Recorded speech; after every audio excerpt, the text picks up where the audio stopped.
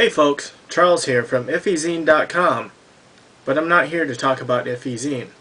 That's ifyzine, free online magazine of thrilling speculative fiction, only at ifyzine.com. I'm here to talk about a new project, Project Swan. That's right, after a 10-year hiatus, Charles Shaver is returning to filmmaking. I haven't really been away from filmmaking in 10 years. I was actually a producer at a cable access channel for a while in Maui, Hawaii. Did a small project there, a couple of different things on the side. So I haven't really been away for 10 years, but I haven't done a full-blown project like Project Swan in about a decade.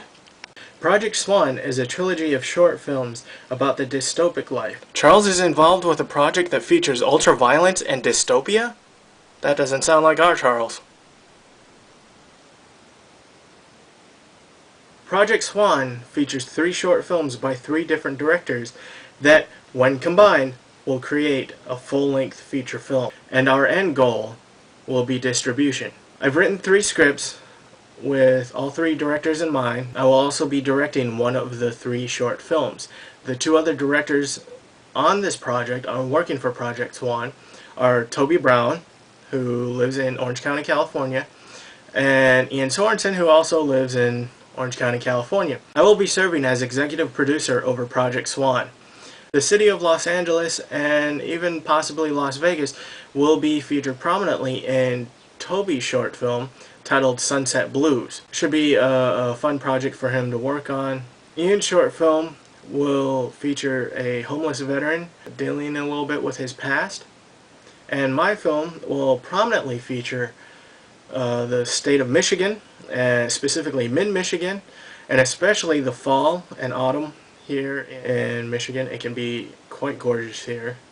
The end product will be similar to B-movies, the Grindhouse experience, softcore, ultra-violent horror, and drive-in movies so prevalent during the 1970s and 80s. The horror and the terrifying aspects of these scripts will come in more realistic forms, and a lot less in the tropes of your standard horror film. These will be more neo-noir, just sort of experimental, reality-based, artistic, and highly stylized pulp sort of movie. Project Swan, at its core, is a cross-sectional view of American life. Maybe the seedy underbelly, maybe the highly exaggerated and highly stylized aspects, but it's a piece of art expressing something about contemporary life. As such, it is a communal effort from the get-go. This project is meant to be a community happening. This is like the old 60s and 70s hippies happening, but instead of, hey man, come on over, I got some giant canvas and I got some paints and we'll just see what happens. That's what a happening was. That's all it ever was. Guess what this is? It's a contemporary happening. But instead of a canvas, we have a script. Instead of paints, we have a camera.